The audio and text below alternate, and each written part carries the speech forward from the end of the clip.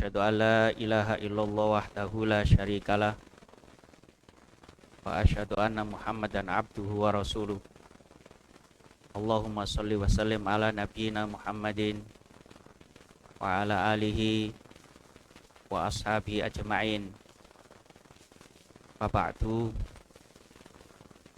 Bapak Ibu yang dirahmati Allah, alhamdulillah pada malam ini kita bisa bertemu kembali dalam suasana yang penuh barokah insya Allah, karena pertemuan kita ini kita rangkai dengan rangkaian amal yang menunjukkan tentang kesolehan kita sebagai hamba Allah, yaitu kita awali dengan sholat maghrib, kemudian kita lanjutkan dengan kajian Islam, yang semuanya itu adalah dalam rangka untuk menata hati kita, agar dengan kajian itu kita teringat kembali tentang ajaran Islam melalui berbagai variannya. Kemudian setelah mengetahui, tentu sekali lagi menjadi landasan setiap langkah kita dalam menempuh hidup yang hanya sementara itu, sehingga kemudian nanti ketika kita kembali kepada Allah, insya Allah kita menjadi hamba yang baik, dan hidup kita akhiri dengan husnul khotimah, kemudian kembali kepada Allah, meraih pahala dari apa yang kita lakukan. Amin ya rabbal alamin. Di pengumuman yang di-share itu masih tetap di Riyadhus Shalihin, tapi sebenarnya sudah pindah buku, yaitu tentang Al-Hayatu Ba'dal Maut, hidup setelah mati. Dan itu sudah 2 kali pertemuan ya. Saya lebih cenderung membaca buku itu karena banyak materi yang sungguh menyentuh hati kita, sehingga kemudian kita diingatkan kembali dengan suasana-suasana di akhirat nanti. Kemudian sebelum langkah ke sana, tentu dalam kehidupan kita di dunia ini sudah sangat berhati-hati. Dan buku itu banyak babnya, sehingga kemudian kita akan memperoleh banyak ilmu dari setiap bab yang ada di dalam buku itu. Urutan yang kita baca itu sekarang kita sampai pada siksa kubur itu benar adanya. Jadi jangan sampai kita itu menganggap bahwa ketika kita meninggal kemudian dikubur, ya sudah, diem di dalam tanah itu tanpa ada masalah. Jangan begitu.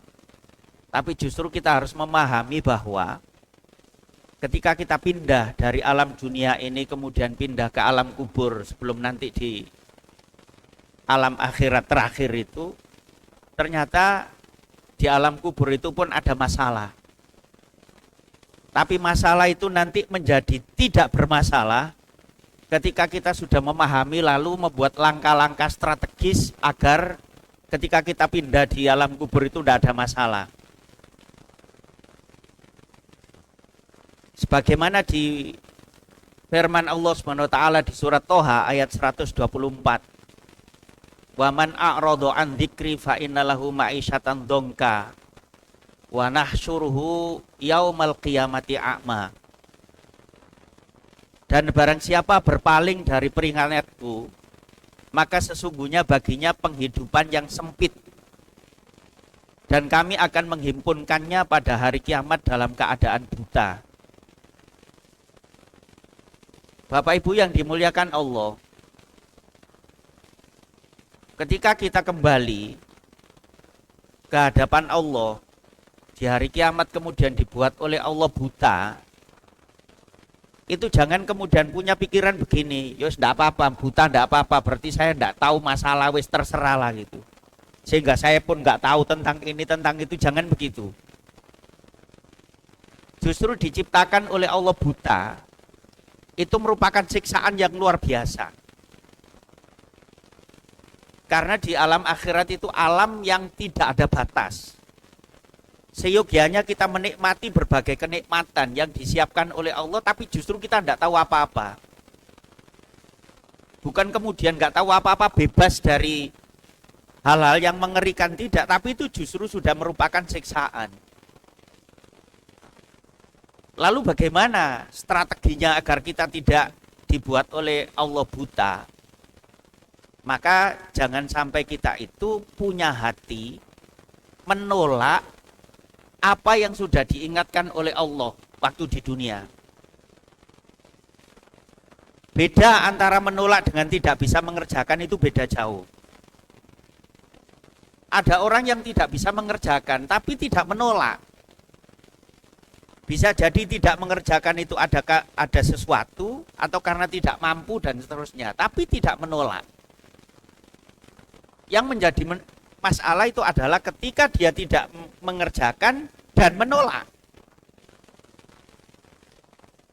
Sampai masalah sholat misalnya, itu kan satu kewajiban yang diterima oleh Rasulullah SAW langsung. Satu-satunya kewajiban yang diterima oleh Rasulullah langsung di langit. Yang paling tinggi di Sidratul Muntaha itu ya sholat itu.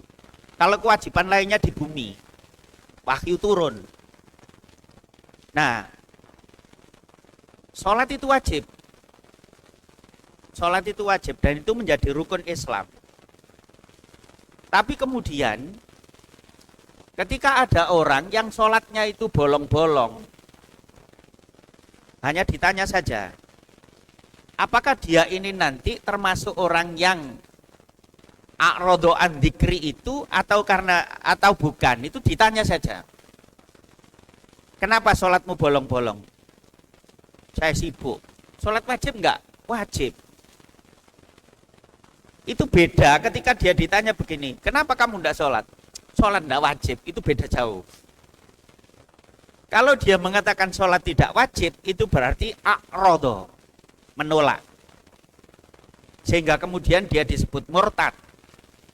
Tapi kalau dia mengatakan sholat wajib, cuman bolong-bolong, itu berarti dia melakukan dosa besar, maksiat, tidak keluar dari Islam. Nah, di ayat ini adalah waman a'radu an dzikri. Dan barang siapa berpaling dari peringatanku, berarti menolak. Nah, itu jangan terjadi. Jangan sampai kita itu mengabaikan peringatan Allah, apakah itu larangan, perintah dan seterusnya, itu kemudian misalnya itu perintah kita langgar atau larangan juga kita langgar, kita lakukan, maka jangan ada hati bahwa itu adalah sebagai apa ya istilahnya, penolakan itu tadi. Itu di situ.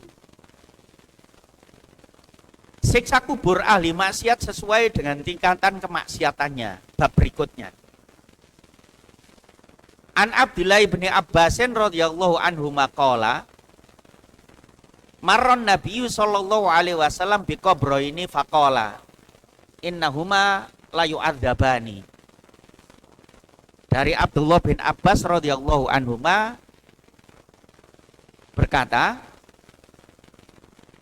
Nabi sallallahu alaihi wasallam melewati dua kuburan. Faqala, lalu Nabi sallallahu alaihi wasallam berkata, innahuma la yu'adzaban wa ma yu'adzabani fi kabirin. Dua orang yang ada dalam kuburan ini kedua-duanya disiksa oleh Allah. Dan penyiksaannya itu bukan karena dosa besar. Amma ahaduhuma, adapun salah satunya kesalahannya adalah fakana la yastatiru minal bauli. Dia tidak hati-hati ketika buang air kecil. Apa permasalahannya? Kok ini menjadi penyebab yang ditunjukkan oleh Rasulullah SAW? Kalau bahasanya di sini kan fakana la yastatiru minal bauli.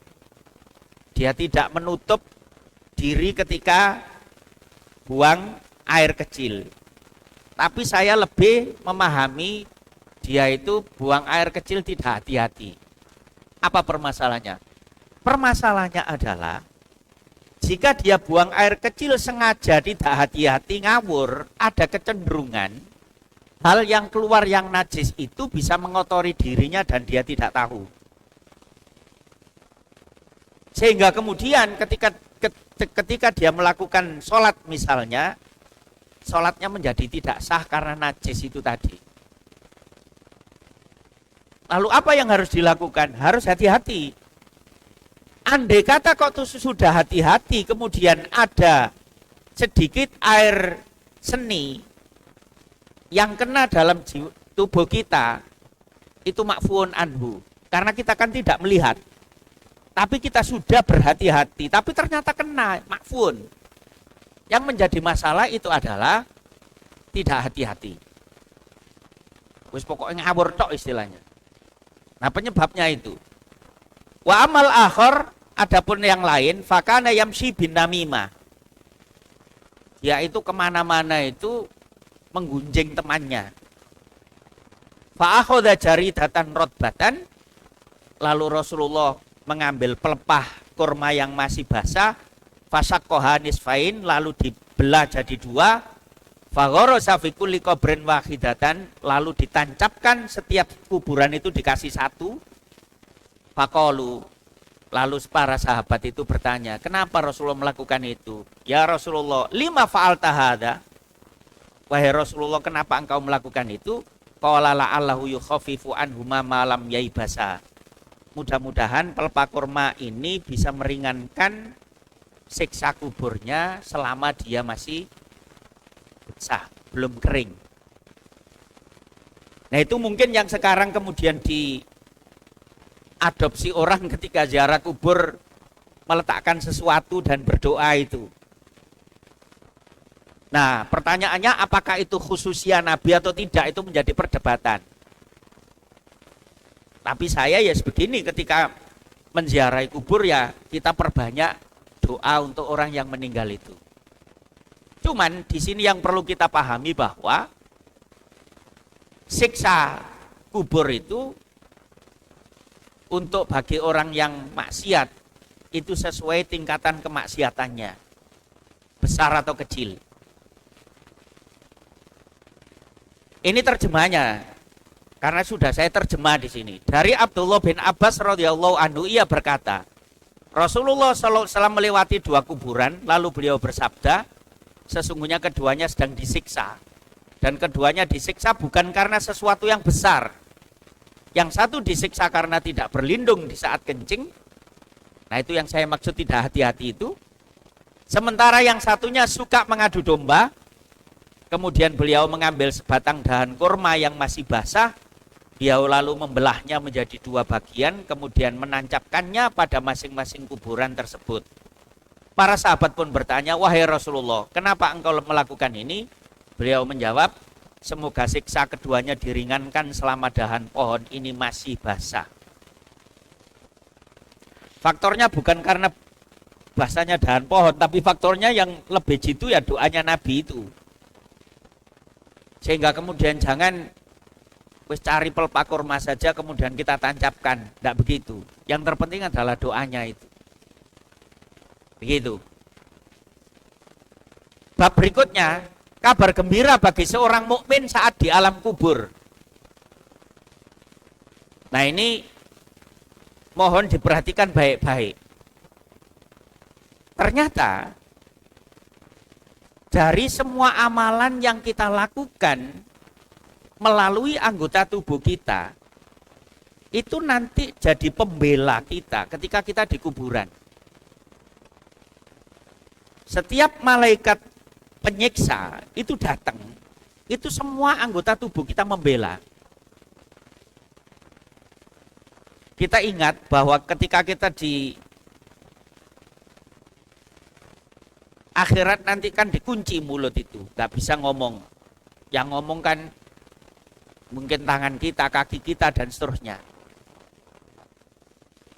Nah, itu semua anggota tubuh yang kita pergunakan untuk melakukan kebajikan, ikhlas karena Allah dan itu diterima oleh Allah, secara otomatis nanti menjadi pembela.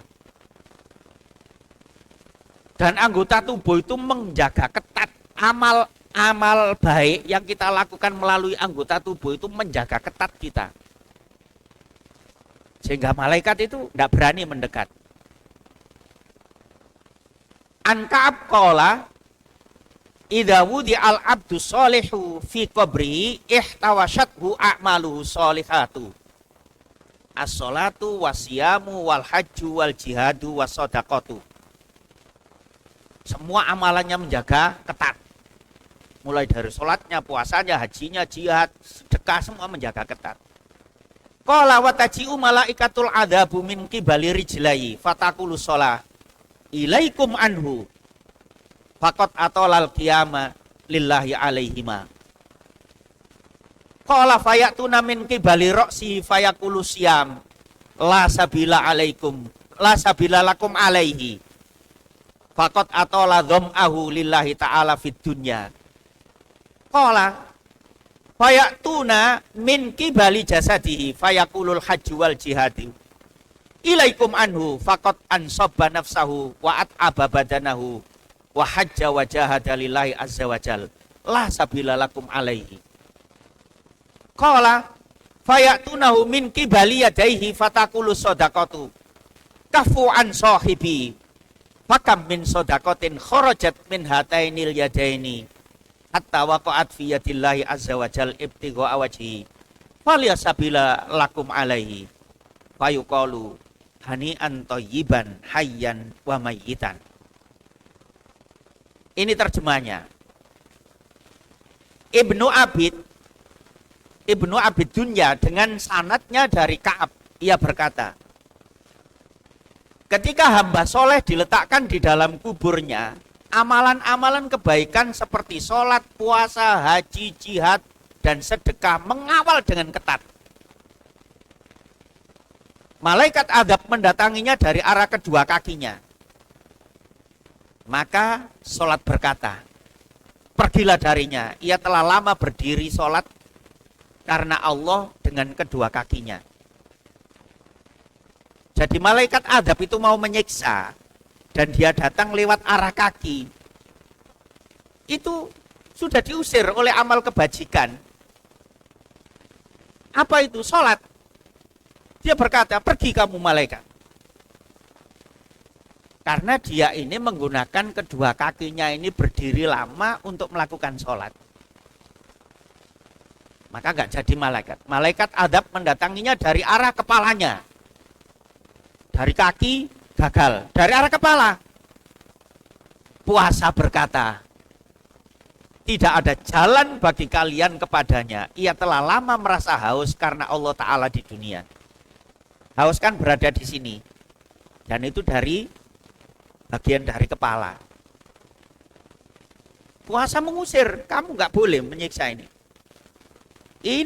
Dia ini haus. Itu karena Allah Ta'ala, karena dia tidak minum, tidak makan. Yaitu waktu menjalankan puasa. Nah begini ini. Terus kemudian ada orang yang diberi kesempatan, diberi umur panjang, datang puasa besok, kemudian masih tidak mau puasa, itu kan bukan salah Allah, keterlaluan kan.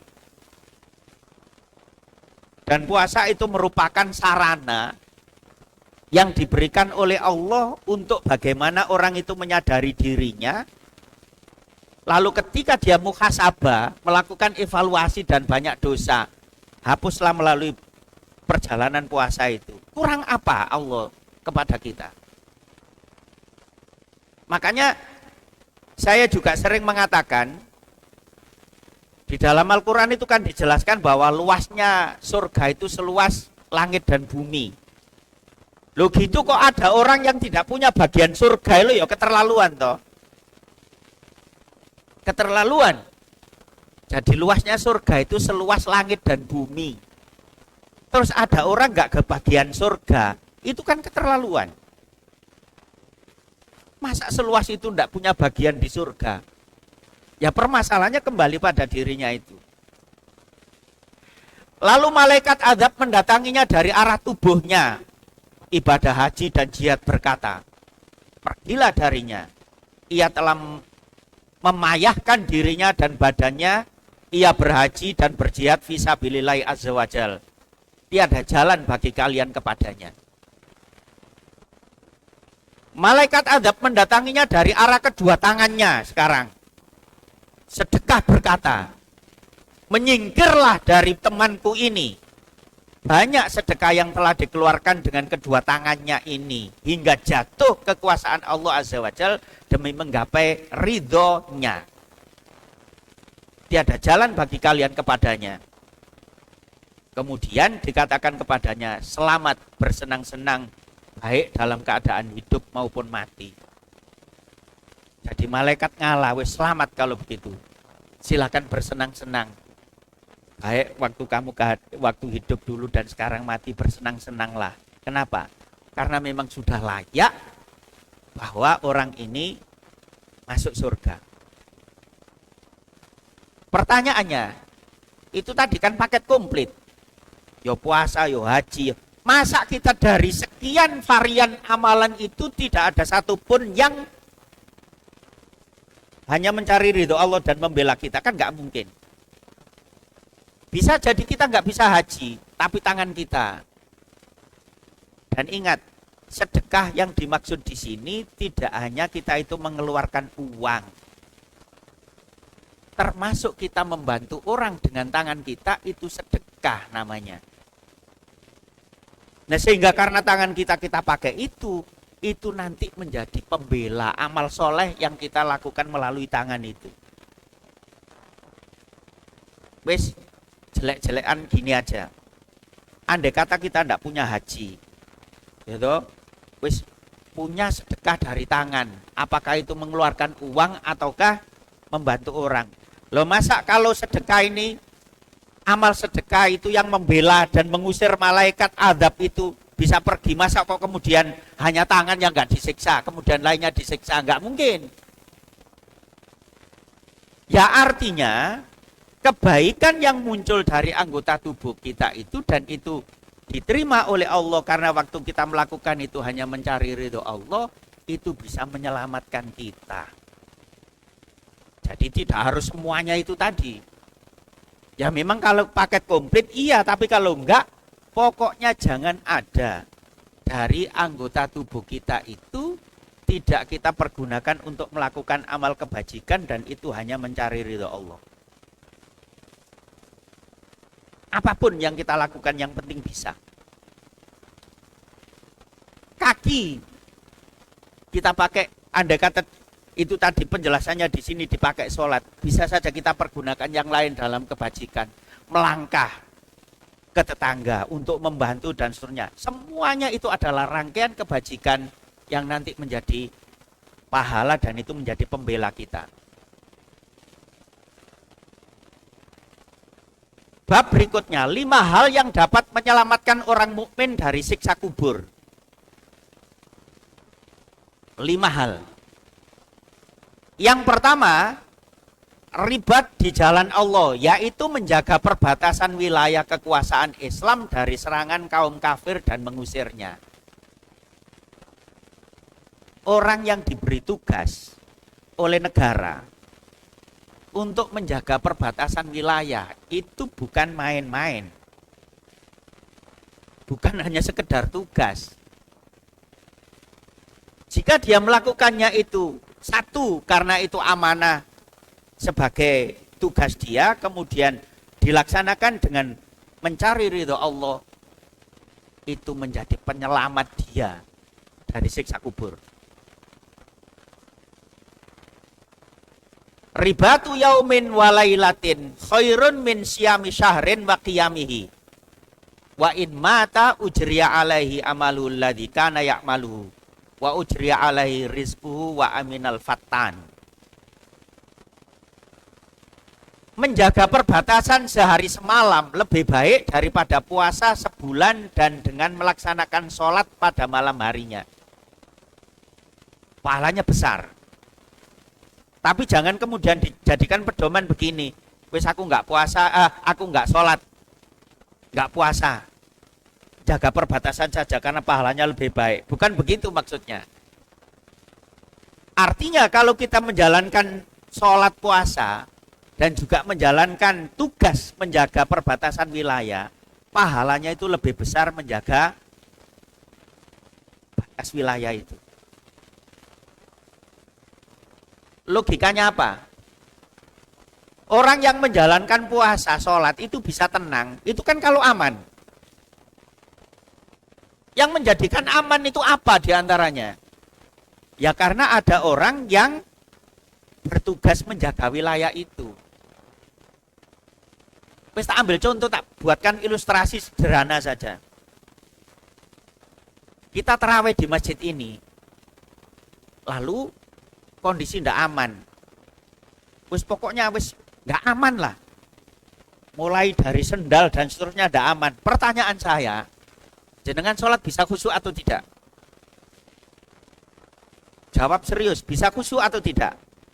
Jawabannya ndak mungkin. Kenapa? Sudah kebiasaan ndak aman. Tapi setelah itu ada petugas yang jaga lingkungan masjid kita ini. Wes jenengan masuk itu langsung khusyuk, wes nggak akan mikir barang kita. Kenapa? Sudah ada yang jaga. Ilustrasinya begitu. Nah maka orang yang jaga itu walaupun tidak ikut jamaah, itu pahalanya besar. Pahalanya besar. Nah makanya kita itu jangan sampai ketika melihat seseorang yang waktu sholat kok dia itu menjaga, nggak ikut sholat jamaah. Orang nggak tahu pahala, ada sholat jamaah kok nggak ikut. Loh itu lebih besar tugasnya. Kita bisa sholat berjamaah khusyuk itu karena dia menjaga keamanan. Nah sama dalam sebuah negara, kita hidup bisa tenang, bisa aman, nyaman, karena kita tahu bahwa di sana ada petugas yang menjaga keamanan itu, sehingga orang yang diberi tugas itu pahalanya besar. Saya bicara ini dalam frame keimanan loh ya, jangan memasukkan semuanya dalam frame keimanan. Bahasa sederhananya begitu. Luar biasa Allah itu menghargai hambanya dalam melakukan sesuatu amalan. Dan jika meninggal orang yang menjaga perbatasan itu, maka dialirkan padanya pahala amalnya yang dikerjakannya, dan dialirkan pula rezeki padanya dan terjaga dari fitnah. Makanya ketika saya kan ada grup dengan teman-teman yang diberi tugas oleh negara di perbatasan itu. Ustaz, kami ini gimana Ustaz? Wis ibadah ndak bisa ini Ustaz apa? Merasa kecewa. Waktu puasa, waktu terawih nyaris ndak bisa Ustaz, gimana? Jawaban saya sederhana. Tugas kalian itu diapresiasi oleh Allah karena dengan tugas kalian yang profesional dan menjadikan negara ini aman, maka orang warga negara ini dalam melaksanakan ibadahnya bisa aman, nyaman, itu karena jenengan melaksanakan tugas yang profesional itu, sehingga diapresiasi oleh Allah, pahalanya lebih besar daripada orang yang tarawih dan puasa. Tapi jangan dipakai olok-olok, tapi lagi itu. Wis walaupun kamu puasa tarawih loh, pahalanya masih besar saya, enggak perlu begitu. Ya wis itu adalah kita simpen sebagai apresiasi dari Allah. Gitu. Ya sama dengan inilah. Contoh kecil saja, orang yang di bandara, yang di tower itu kan yang ngontrol kapan pesawat landing, kapan take off.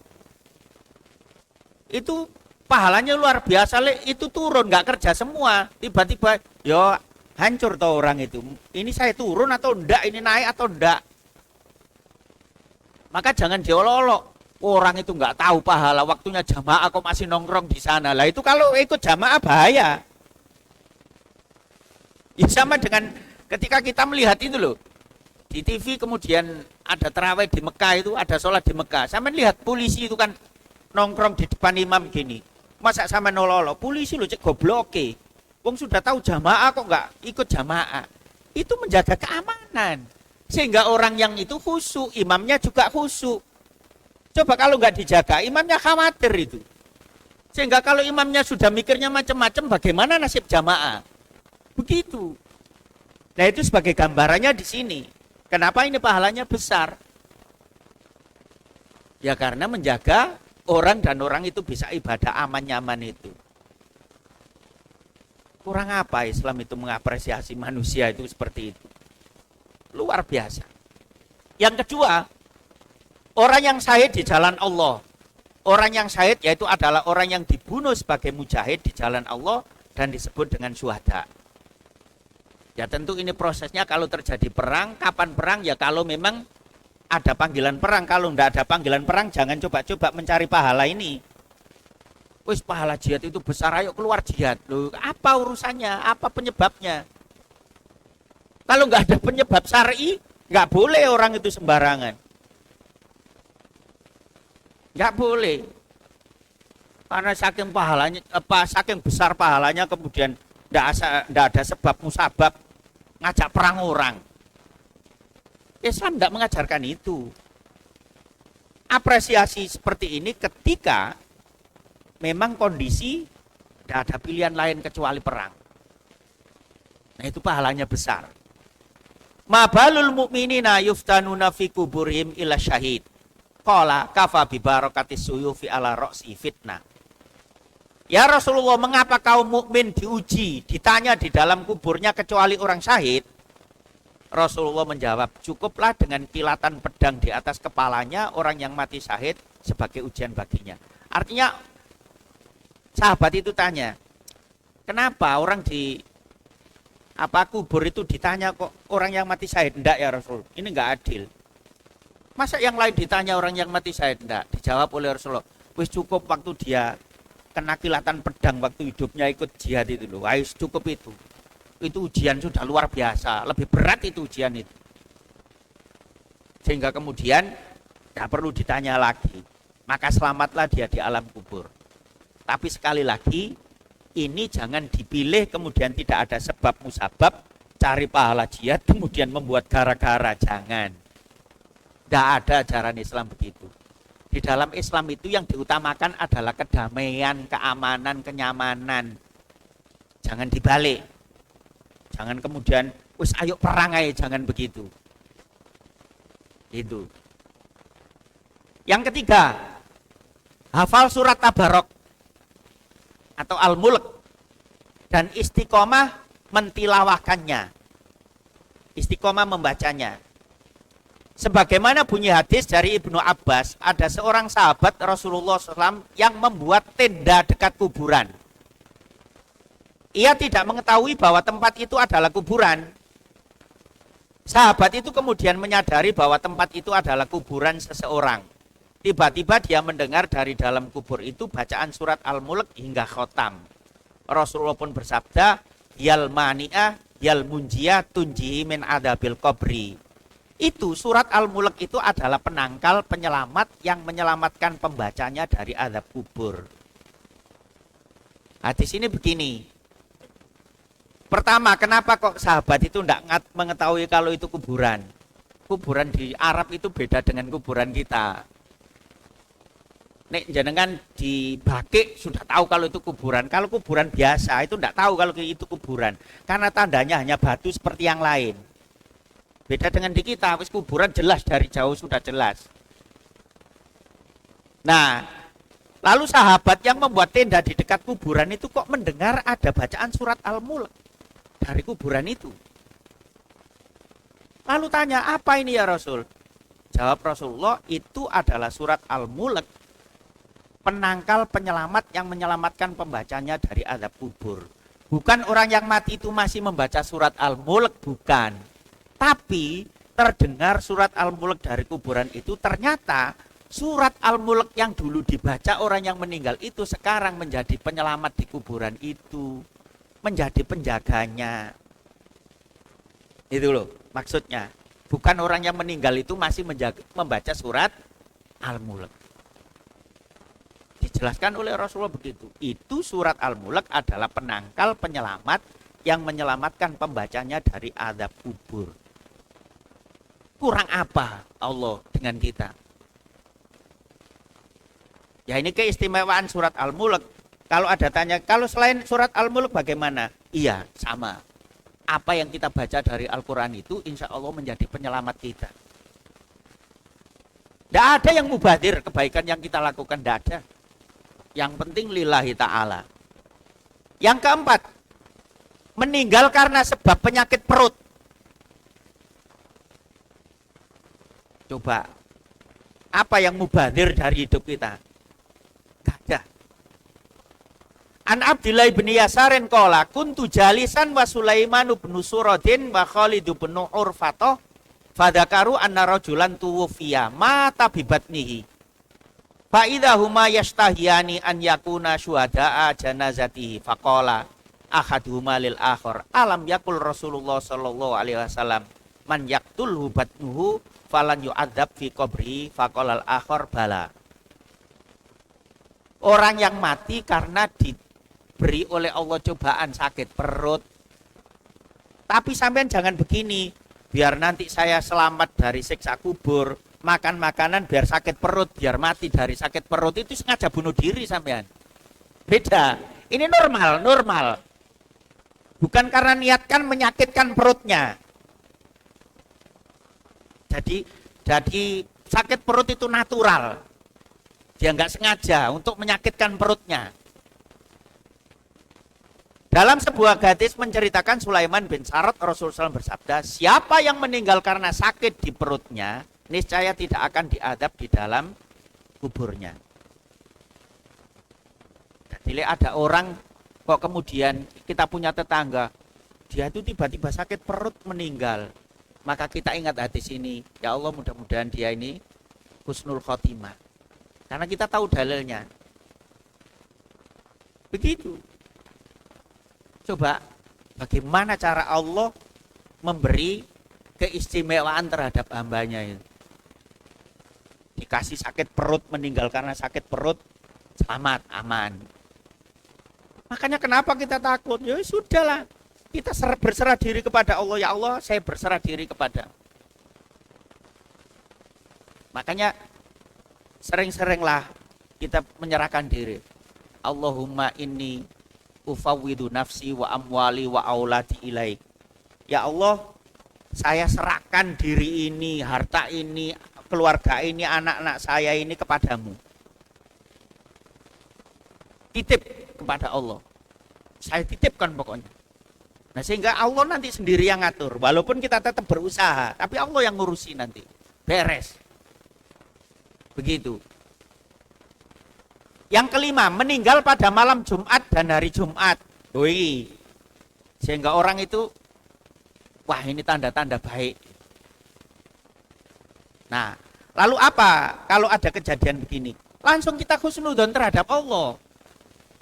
Tidak perlu, wah nggak mungkin walaupun meninggal malam Jumat atau hari Jumat, dia itu menjadi baik. Nggak perlu begitu. Husnudzon saja kepada Allah. Ya Allah mudah-mudahan ini sebagai tanda kalau dia ini orang baik, beres. Dan husnudzon kita itu adalah doa. Sekali lagi ini dalam frame keimanan. Jangan tanya yang di luar itu. Jangan tanya di luar itu.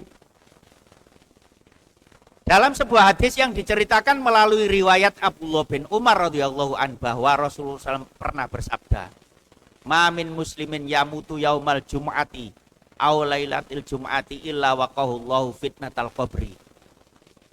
Tidaklah seseorang meninggal pada hari Jumat atau pada malam Jumat kecuali Allah menjaga dirinya dari fitnah kubur.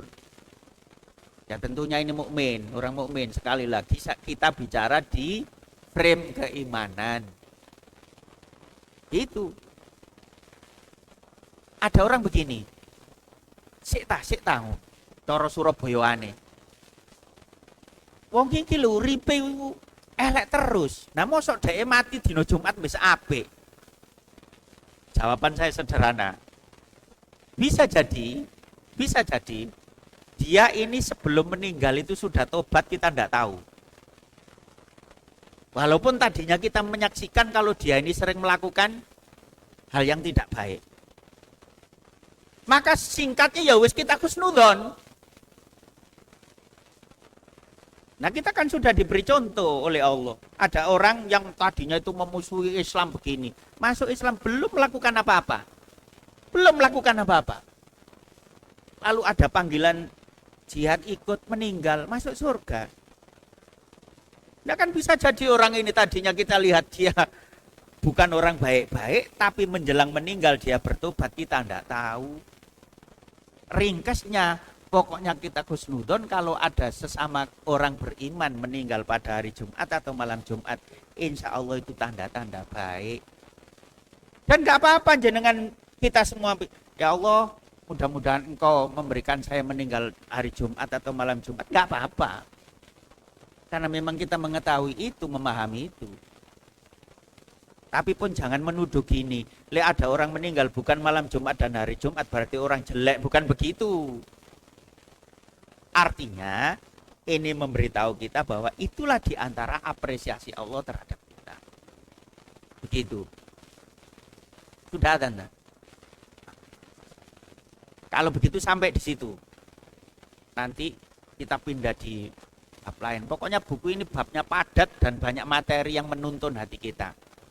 Ini yang bisa kita kaji malam ini. Mudah-mudahan kita bisa mengambil manfaat dan mudah-mudahan Allah selalu memberi petunjuk kita. Segala amal soleh kita diterima oleh Allah Subhanahu wa Ta'ala dan nanti menjadi pembela kita mulai dari alam kubur sampai di akhirat. Amin ya rabbal alamin.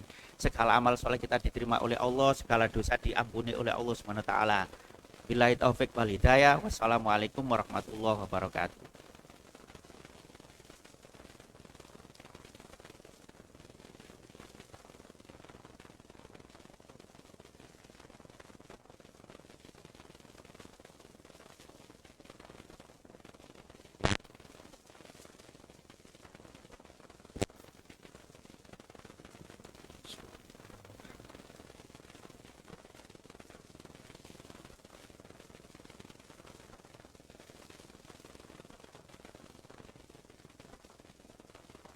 Allahu Akbar, Allahu